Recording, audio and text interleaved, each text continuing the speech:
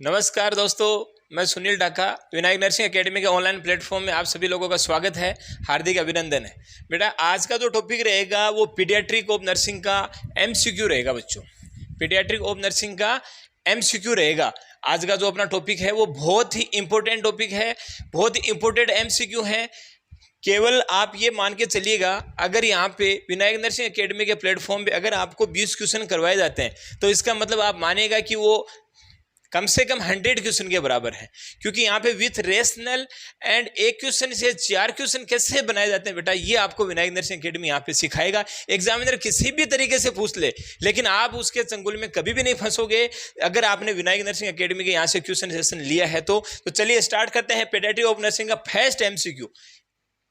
First MCQ बहुत ही बेहतरीन MCQ बच्चों, बहुत ही बेहतरीन MCQ. Sakir tape is used by, ये जो साकिर टेप है ये किस में यूज की जाती है? यस या no? Shakir tape is used by, ये अपना पहला एमसीक्यू है, बहुत ही बेहतरीन एमसीक्यू जो प्रीवियस एग्जाम में आया हुआ है बच्चों। तो ए ऑप्शन है, आपके सामने 4 ऑप्शन है। पहला ऑप्शन है chest circumference, next one head circumference, and next one mid upper arm circumference and abdomen circumference.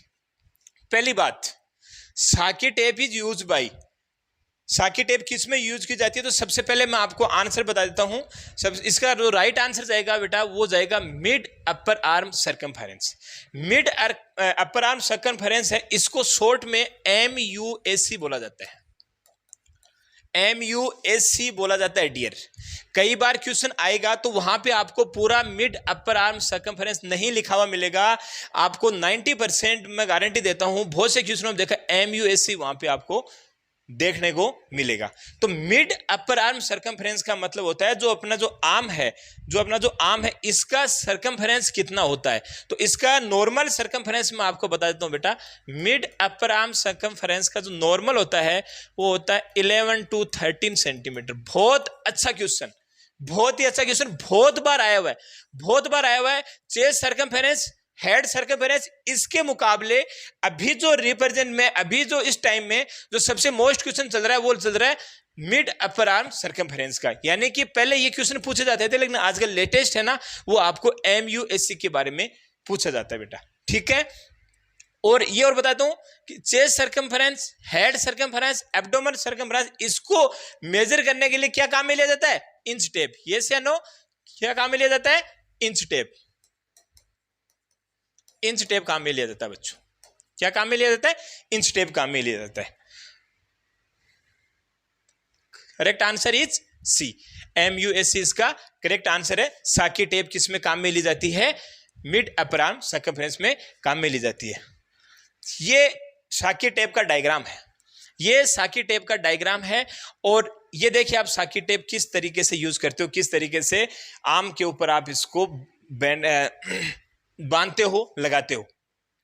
इसके अंदर देखिए बेटा 3 कलर दिख रहे हैं आपको, यस या नो? 3 कलर। कौन कौन से कलर दिख रहे हैं? 3 कलर दिख रहे हैं। देखिए मेनली ये किस काम की है? मेनली ये न्यूट्रिशनल स्टेटस चेक करता है।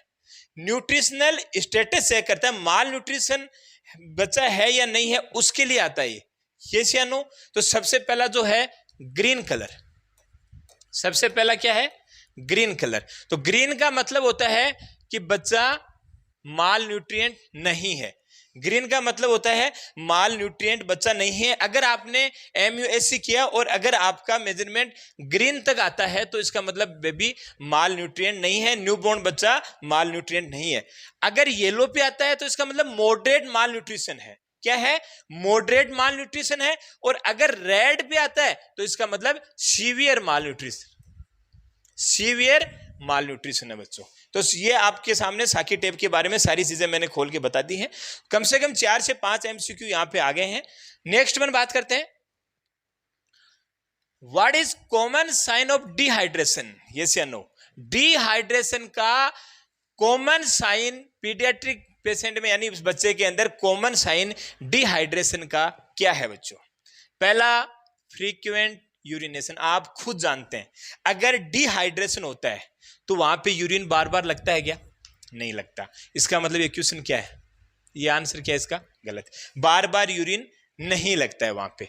इंक्रीज टीयर प्रोडक्शन, आंसुओं का प्रोडक्शन इंक्रीज होना, डिहाइड्रेशन से इसका कोई लेना देना नहीं है। शंकन फोंटानेल इन इन्फेंट, यानी कि बच्चे के अंदर फोंटानेल अंदर धस जाते हैं, अंदर डिप्रेस फोंटानेल होते हैं, उनको बोला जाता है शंकन फोंटानेल। ये इसका राइट आंसर है। Right answer is C. Right answer is C. एक होता है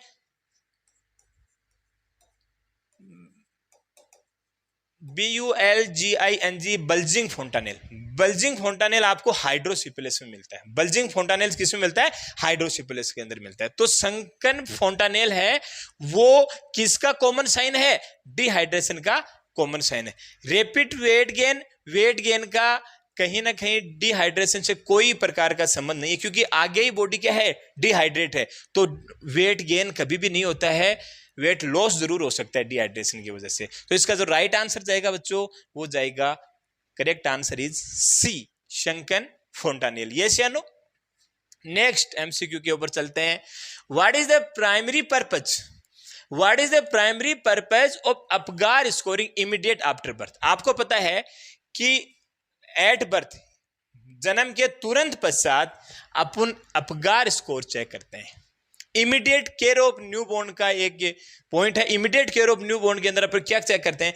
अपगार स्कोर चेक करते हैं। यस या नो? आपने देखा होगा।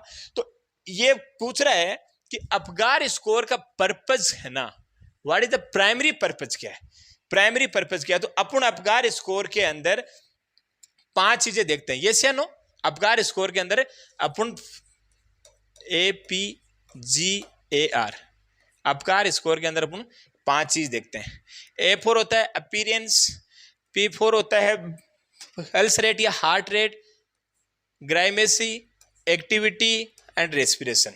ये 5 चीजें वहां पे होती हैं। मिनिमम जो होता है वो 0 स्कोर होता है और मैक्सिमम जो होता है वो 10 स्कोर होता है। ठीक है? तो इसके अंदर ये पूछ रहा है कि पहला आपका क्या मकसद है, यानी आप यहां से देखिए ना, आप उसका रेस्पिरेशन चेक कर रहे हैं, आप उसकी एक्टिविटी यानी कि मसल टोन चेक कर रहे हैं, आप इसके रिफ्लेक्स चेक कर रहे हैं, आप इसकी पल्स रेट चेक कर रहे हैं, आप इसके मतलब स्किन का कलर मतलब चेक कर रहे हैं। तो इसका मतलब आपको इससे पता होना चाहिए कि आप इसको क्या चेक कर रहे हो। The evaluate newborn overall health and wellbeing. अपन यहाँ पे देखो, मैंने आपको 5 चीजें बताई, इससे आपको ये पता चल जाता है कि अपन वहां पे इसका ओवरऑल हेल्थ एंड वेलबींग के बारे में मालूम करते हैं अपगार स्कोरिंग से। तो इसका राइट आंसर है बेटा वो बी जाएगा। तो इसका पहला आंसर क्या पूछा था? To assess the new born gestation age no, इसका कोई लेना देना नहीं है इसमें। सेकेंड वन जो है वो राइट आंसर था। Third one to measure the new born weight and length, weight and length इससे मेजर नहीं की जाती बेटा। वेट है वो वेटिंग मशीन से मेजर की जाती है, एंड लेंथ है वो इनफेंटोमीटर से मेजर की जाती है। जो लेंथ है वो इनफेंटोमीटर, यस या नो? इनफेंटोमीटर, इनफेंटोमीटर एक इस तरीके का डिवाइस होता है बच्चों। इनफेंटोमीटर एक इस तरीके का डिवाइस होता है जिसके ऊपर सेंटीमीटर में हाइट लिखी हुई होती है। यहां पे आप बेबी को सुलाते हो, वहां पे आप बेबी को सुलाते हो और उसकी लेंथ देखते हो। आप उसकी क्या देखते हो? लेंथ देखते हो। आजकल इनफेंटोमीटर के साथ ही वेगिंग मशीन भी आ गई, यानी वेटिंग मशीन, यानी कि आप इसकी जब लेंथ ले रहे हो ना, उसी समय यहां पे आपको वेट भी मेजर हो जाएगा। तो yes, to determine the newborn blood type, इसका भी इससे कोई लेना देना नहीं है। तो अपगार स्कोरिंग के अंदर आपको बता दूं, वर्जीनिया अपगार नाम के एक वैज्ञानिक थे, वर्जीनिया अपगार नाम के, जो एनेस्थेसियोलॉजिस्ट थे, जो एनेस्थेसियोलॉजिस्ट थे, और उन्होंने 1952 के अंदर अपगार स्कोर दिया था बच्चों। 1952 के अंदर अपगार स्कोर दिया था। 1952 के अंदर एक बहुत मोस्ट कॉमन ड्रग सीपीजेड, जिसको क्लोरप्रोमाजिन बोलते हैं, एंटीसाइकोटिक ड्रग, उसका भी आविष्कार कब हुआ था? 1952 के अंदर हुआ था। बाकी अपगार स्कोर के बारे में अपन immediate care of newborn के टॉपिक में बहुत अच्छे से पढ़ेंगे। नेक्स्ट क्वेश्चन की तरफ चलते हैं। अपना नेक्स्ट इसका right answer is B, yes या no? Next, which of the following is not a part of the Apgar scoring system used to assess the immediate newborn overall condition at 1 and 5 minute after birth? क्या बोल रहा है? कुछ नहीं है, इतने बड़े इस रामायण पे जाने की जरूरत नहीं। वो कह रहा है कि not a part of Apgar score. इसमें से अपगार स्कोर का पार्ट कौन सा नहीं है?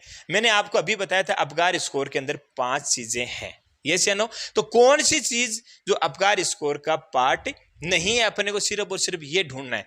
और ये जो 1 और 5 है, चलो इससे भी एक क्वेश्चन आता है। अपगार स्कोरिंग है ना, वो कब करते हैं? एक तो फर्स्ट 1 मिनट पे, just after birth, first 1 minute पे, और सेकेंड वन करते हैं 5 मिनट पे।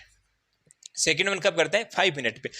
इसकी वजह इसको ज्यादा अच्छा माना जाता है 5 वाले को, क्योंकि ये तो तुरंत अभी बेबी बाहर आया है, तुरंत अभी बेबी बाहर आया है, तब इतना पता नहीं चलता है। लेकिन 5 मिनट के बाद अगर आप उसका अपगार स्कोर फिर से चेक करते हो तो उससे यह पता चल जाता है कि वो एक्सटर्नल इन्वायरमेंट में कितना एडजस्ट हो पाया है और कितना एडजस्ट नहीं हो पाया। इसलिए जो मोस्ट एक्यूरेट जिसको माना जाता है, जिसके ऊपर ज्यादा फोकस किया जाता है, जिसको ज्यादा राइट माना जाता है, वो 5 मिनट वाला होता है बेटा। एक क्वेश्चन इससे और जब यहां तक पहुंच गए हैं तो इसकी जो स्कोरिंग होती है, मैंने आपको बताया 0 से 10, यस या नो? तो अगर इसकी स्कोरिंग लेस देन 10 आती है बच्चों, अगर इसकी स्कोरिंग लेस देन 10 आती है तो तीसरी बार अपगार स्कोरिंग कब करते हैं? After 10 minute, after 10 minute. यह भी क्वेश्चन बनता है कि अगर अपगार स्कोर का स्कोरिंग, अगर अपगार स्कोर का स्कोरिंग अगर 10 से कम आता है तो अपन को तीसरी बार भी अपगार स्कोरिंग करने की जरूरत है कि हाँ है, 10 मिनट में तीसरी बार अपगार स्कोरिंग अपन करते हैं। बट मोस्टली या मेनली जब क्वेश्चन आएगा तो 2 बार करते हैं, एक तो 1 मिनट पे और दोबारा करते हैं 5 मिनट पे। देखिए कौन सा इसका पार्ट नहीं है? हार्ट रेट मैंने बताया था क्या, APGAR। पी का मतलब पल्स रेट या हार्ट रेट, यस या नो? पी का मतलब पल्स रेट या हार्ट रेट, यस या नो? तो इसका मतलब हार्ट रेट इसका कंपोनेंट है, अपन को तो नहीं है का छांटना।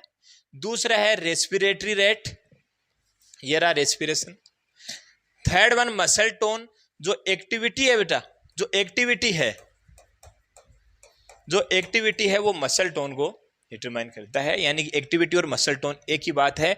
एंड जो अपीयरेंस है वो किसको करता है? स्किन कलर को करता है। तो ये भी इसका पार्ट है। मतलब अब बात करते हैं कि कौन सा नहीं है। अभी तो चारों हो गए ना, लेकिन देखिए मैं इतना घुमा फिरा गया इसलिए कि आप कभी इस क्वेश्चन को गलत नहीं कर पाए। रेस्पिरेटरी रेट कभी भी नहीं आती है, रेस्पिरेशन पैटर्न आता है बच्चों। रेस्पिरेटरी पैटर्न आता है कि कैसा है, नॉर्मल है या अबनॉर्मल, एक रिदम से है ना। तो रेस्पिरेटरी पैटर्न जो है ना वो अपगार स्कोर का पार्ट है, ना कि रेट। रेट से अपगार स्कोर का कोई लेना देना नहीं है। इसलिए आर का मतलब होता है रेस्पिरेटरी एफर्ट बोल दो आप या रेस्पिरेटरी पैटर्न बोल दो आप, यस या नो? रेस्पिरेटरी एफर्ट बोल दो आप या रेस्पिरेटरी पैटर्न बोल दो आप। तो इसका मतलब यहां पे जो क्वेश्चन में जो राइट आंसर जाएगा वो बी जाएगा बच्चों। क्या जाएगा? बी जाएगा। Correct answer is B. क्योंकि रेस्पिरेटरी, अब आप बच्चा कहां गलती करता है, रेस्पिरेशन नाम देखता है तुरंत नहीं ये तो होता है, उसके बाद में वहां जाके अटक जाता है। यार मसल टोन तो मैंने कहीं नहीं सुना, मसल टोन तो मैंने कहीं नहीं सुना। ये मानता हूं कि मसल टोन तो मैंने कहीं नहीं सुना, लेकिन एक्चुअल में एक्टिविटी का मतलब ही क्या होता है? मसल टोन होता है। तो ज्यादातर बाद में बच्चा इसको टिक करके आ जाता है कि यार ये इसका पार्ट नहीं होना चाहिए। लेकिन एक्चुअल में क्या है? रेट। तो वहां पे आगे रेस्पिरेशन में हमेशा ही देखना कि रेट पूछ रहा है कि रिदम या पैटर्न पूछ रहा है। तो ये क्वेश्चन का राइट आंसर जाएगा, correct answer is B. Question number 5, which of the following is not a part of Apgar scoring. वो सेम ही क्वेश्चन है, सिर्फ ऑप्शन चेंज हुए हैं। अब आपको पता चले कि विनायक में पढ़ने का क्या फायदा है कि option change, option change, answer change, यहां से पता चलेगा आपको। ऑप्शन चेंज और आंसर चेंज, वो का वो क्या कह रहा है? Not a part of Apgar scoring. Apgar scoring का इसमें से कौन सा पार्ट नहीं है? आपको मैंने वही बात, हार्ट रेट आती है, मैंने अभी बताया था APGAR, रेस्पिरेटरी रेट, मैंने आपको बताया था रेस्पिरेटरी रेट के बारे में, वो एक अलग बात है जो मैंने बताया, उसको छोड़िएगा आप, एक बार होना दिया है क्वेश्चन, इसलिए मैंने ध्यान आपको आकर्षित करने के लिए। तीसरा ब्लड प्रेशर, चौथा स्किन कलर। तो स्किन कलर होता है, रेस्पिरेशन होता है, हार्ट रेट होता है, लेकिन ब्लड प्रेशर नहीं होता। इसलिए इसका राइट आंसर क्या जाएगा? सी। क्योंकि ब्लड प्रेशर का अपगार स्कोर से कोई लेना देना नहीं है, ब्लड प्रेशर का अपगार स्कोरिंग से कोई लेना देना नहीं है। क्वेश्चन ये भी सही, मैं इसको भी नहीं बोल रहा हूं, लेकिन अगर ये ऑप्शन है तो ये कहीं ना कहीं तक तो सही है, कहीं ना कहीं। अगर यही चारों ऑप्शन आएंगे तो आपको इसको अभी तो सही मानना पड़ेगा, क्योंकि ब्लड प्रेशर का कहीं भी इसके साथ में, अपगार स्कोरिंग के साथ में कोई लेना देना नहीं है। ये क्वेश्चन मैंने आपको यहां पे इसलिए बताया बच्चों, ठीक है। चलिए हाँ, ये आंसर आ गया आपका, correct answer is C. Question number 6, MCQ number 6, at what age during infancy tears start? आंसू कब स्टार्ट होते हैं? कहीं आप ऐसे मत करना, मॉडर्न मायों के लिए कहता हूं, जो मॉडर्न माताएं हैं, आज की जो मॉडर्न मम्मी हैं, कई बार बच्चे को सुला दिया, झूला दे रहे हैं, बच्चा रो रहा है और व्हाट्सएप फेसबुक, ठीक है, और बच्चे के आंसू नहीं आ रहे हैं, तो कभी आप ऐसे सोचोगे ये तो नाटक कर रहा है, ये तो रोने के नाटक कर रहे हैं। इसलिए उन मायों को बताना चाहता हूं कि जो टीयर्स है ना, तो टीयर ग्लैंड है ना, वो टीयर का कब स्टार्ट करती है प्रोडक्शन? इसका जो राइट आंसर जाएगा बच्चों 2 मंथ जाएगा, 2 मंथ जाएगा। यस या नो? क्या जाएगा? 2 मंथ इसका राइट आंसर जाएगा।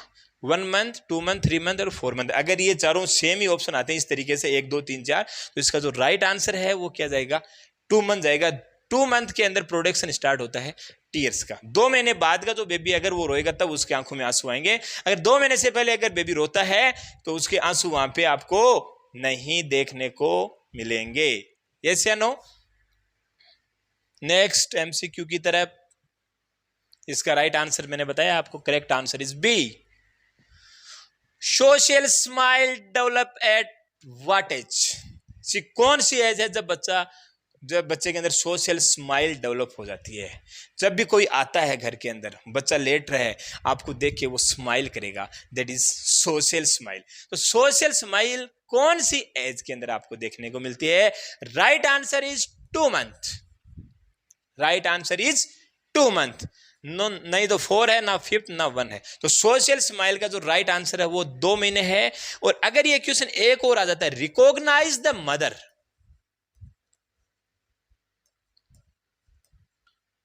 रिकॉग्नाइज द मदर, बच्चा मां को कब पहचानने लग जाता है? 2 मंथ ऑफ एज में। बच्चा मां को कब पहचानने लग जाता है? 2 मंथ ऑफ एज के अंदर मदर को भी पहचान। ये भी बहुत मोस्ट स्टार लगा के इस क्वेश्चन को लिख लेना बच्चों। इसलिए मैंने बताया कि यहां 15 क्वेश्चन नहीं हो रहे हैं, यहां पे कम से कम 15 की बदौलत 60 क्वेश्चन कम से कम यहां पे हो रहे हैं। हर एक क्वेश्चन से आपको 4-4 क्वेश्चन यहां पे देखने को मिलेंगे। यही तो हमारी पहचान है बच्चों, यही तो विनायक नर्सिंग एकेडमी की पहचान है आपके सामने। तो रिकॉग्नाइज द मदर और सोशल स्माइल कब डेवलप हो जाती है? 2 मंथ ऑफ एज के अंदर सोशल स्माइल डेवलप हो जाती है। यस या नो? चलिए नेक्स्ट क्वेश्चन की तरफ। Correct answer is D. Yes या no? Correct answer is D.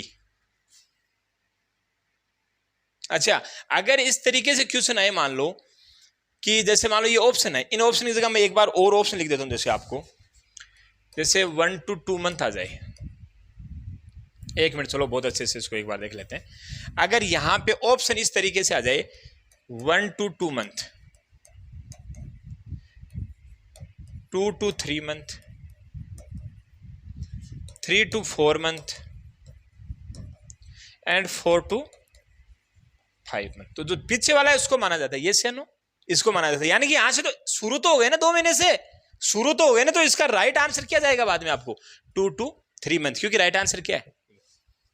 तो इसलिए इसको नहीं करना है, 1 to 2 को नहीं करना है, क्योंकि 2 तो बाद में दिया। ये तो कहना चाह रहा है कि 1 से तो शुरू हो जाते हैं, 1 से 2 महीने के बीच में, लेकिन फर्स्ट मंथ में तो होते नहीं। तो इसलिए इसका राइट आंसर क्या जाएगा? 2 मंथ जाएगा बच्चों। इसका राइट आंसर क्या जाएगा? 2 and 3 मंथ, 2 से 3 महीने इसका राइट आंसर जाएगा। यस या नो? समझ गए आप? चलिए question number 8, when providing care for an infant with A cleft lip what should be nurse priority during feeding. Cleft lip है, कंजेनाइटल मालफॉर्मेशन है। क्या है बच्चों?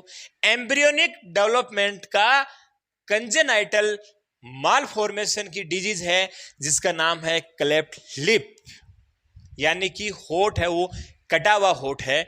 उसके अंदर अगर आप उसके अंदर what is the priority infant is cleft lip, what is the nurse priority during, हाँ फीडिंग के दौरान जब आप उसको फीडिंग दे रहे हो उस समय आपकी प्रायोरिटी क्या है, ये से नो। तो क्लेफ्ट लिप के बारे में क्या बताया मैंने आपको? क्लेफ्ट लिप के बारे में क्या बताया? कंजेनाइटल मालफॉर्मेशन है, एम्ब्रियोनिक पीरियड से ही ये डिजीज स्टार्ट हो जाती है।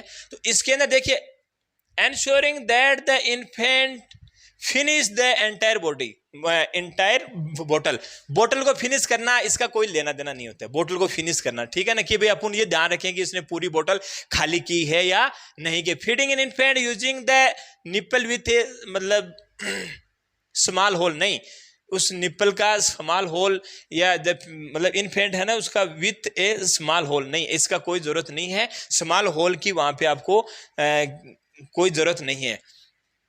थर्ड बनाया जाता है BURPING, burping the infant frequent during feeding. Burping, feeding के दौरान आपको फ्रीक्वेंटली बार बार बर्फिंग करनी है, डकार दिलानी है बच्चे को। क्यों? इसका एक रीजन है, क्लेफ्ट लिप है। क्लेफ्ट लिप है, बच्चा अगर सक करेगा निप्पल को तो यहां से थोड़ा सा होल है, उसके द्वारा एयर अंदर चली जाती है। तो अगर बार बार उसको अपन बर्फिंग करेंगे तो वो एयर बाहर निकलेगी और डिस्कम्फर्ट से बच्चा बाहर निकलेगा। इसलिए इसका जो राइट आंसर जाएगा वो जाएगा burping the infant frequent during feeding. इसीलिए ओरल कैविटी के इन्फेक्शन क्लेफ्ट लिप वाले बच्चे में ज्यादा पाए जाते हैं, क्योंकि बार बार एयर अंदर जाती है। प्लस उसकी जो ओरल कैविटी वो कैसी रहती है? ड्राइनेस। उसकी ओरल कैविटी कैसे रहती है? Dryness. Position supine, no supine position कभी भी फीडिंग के दौरान नहीं देते हैं, ये आपको पता होना चाहिए। सुपाइन पोजीशन कभी भी फीडिंग के दौरान बच्चों नहीं देते हैं। तो इसका राइट आंसर जाएगा सी, राइट आंसर जाएगा सी। यस या no? Correct answer is C. Next question, all are the criteria for cheiloplasty except. Cheiloplasty क्या होता है? Surgery of cleft lip. अभी जो मैं क्लेफ्ट लिप की बात करता है, रिकंस्ट्रक्टिव सर्जरी बोलते हैं इसको। जैसे अपन बोलते हैं ना मकानों का रिकंस्ट्रक्शन करवाना, एक बार मकान बना लिया, कहीं फूट टूट आ गई तो रिकंस्ट्रक्शन, तो बॉडी में कहीं ना कहीं लिप्स में फूट टूटी तो रिकंस्ट्रक्टिव सर्जरी बोलते हैं इसको, रिकंस्ट्रक्टिव सर्जरी बोलते हैं। तो ये कह रहे हैं कि कौन सा क्राइटेरिया इसके अंदर फॉलो करने की जरूरत नहीं है। उसका वेट 10 LBS होना चाहिए, यानी कि समथिंग 4.5 kg के आसपास इसका वेट होना चाहिए। हीमोग्लोबिन उसका 10 ग्राम होना चाहिए। एज उसकी 10 वीक होना चाहिए। हाइट उसकी 70 सेंटीमीटर होनी चाहिए। तो इसका जो राइट आंसर जाएगा वो डी जाएगा। हाइट का इसकी सर्जरी से कोई लेना देना नहीं है, वेट का बहुत अच्छे से लेना देना है, हीमोग्लोबिन का बहुत अच्छे से लेना देना है, इसके एज से इसका लेना देना है। लेकिन अगर इस एज वाले क्वेश्चन में कभी कभार ये पूछ लेते हैं कि भाई सर्जरी कब करनी चाहिए, तो अगर जब पॉसिबल हो जाए तो जल्दी भी कर सकते हैं। तो ये जो तीनों चीजें हैं इसको बोलते हैं रूल ऑफ 10। Rule of 10। तो बात ये आती है रूल ऑफ 10 किस में काम में लिया जाता है? Reconstructive surgery of cleft lip. Cleft lip की रिकंस्ट्रक्टिव सर्जरी के अंदर जो काम में लिया जाता है उसको बोलते हैं रूल ऑफ 10। यस या नो? देखो ये क्या 10 समझ गए? तो डी इसका कोई लेना देना नहीं है, हाइट का वहां से कोई संबंध नहीं है। नॉर्मल न्यूबॉर्न की हाइट कितनी होती है? 50 सेंटीमीटर के आसपास। यस या नो? 50 सेंटीमीटर के आसपास। ये भी क्वेश्चन बहुत इंपॉर्टेंट है। इसमें राइट आंसर जाएगा, करेक्ट आंसर इज डी। समझ गए आप? चलिए नेक्स्ट क्वेश्चन की तरफ। Croup sound is associated with, croup sound ये साउंड बच्चों में देखी जाती है। क्रूप साउंड किस में देखी जाती है? बच्चों में देखी जाती है क्रूप साउंड। क्या लेरिंग्स का इन्फ्लामेशन हो, क्या ब्रोंकाई का इन्फ्लामेशन हो, क्या ट्रेकिया का इन्फ्लामेशन हो, या ऑल ऑफ द अबव। देखिए अभी जो नेक्स्ट क्वेश्चन है उसमें मैं आपको बता दूंगा कि लेरिंग्स का इन्फ्लामेशन होता है तो कौन सी साउंड आती है, ब्रोंकाई का आता है तो कौन सी आती है, लेरिंग्स का आता है तो कौन सी आती है, ट्रेके का आता है तो कौन सी आती है। तो इसका जो आंसर जाएगा वो ऑल ऑफ अबोव जाएगा, यानी कि इसका मतलब यह है कि अगर लेरिंग्स, ब्रोंक्योल, ट्रेकिया, इन तीनों के इन्फ्लामेशन की वजह से जो वहां पे जो साउंड अपीयर होती है, कौन सी होती है वो आगे वाले क्वेश्चन बता दूंगा मैं, तो वो उसको बोला जाता है क्रूप साउंड। ये बच्चों में देखने को मिलती है। क्रूप साउंड किस में देखने को मिलती है, बच्चों में। तो इसका राइट आंसर जाएगा बच्चों D. Right answer is D, correct answer is D.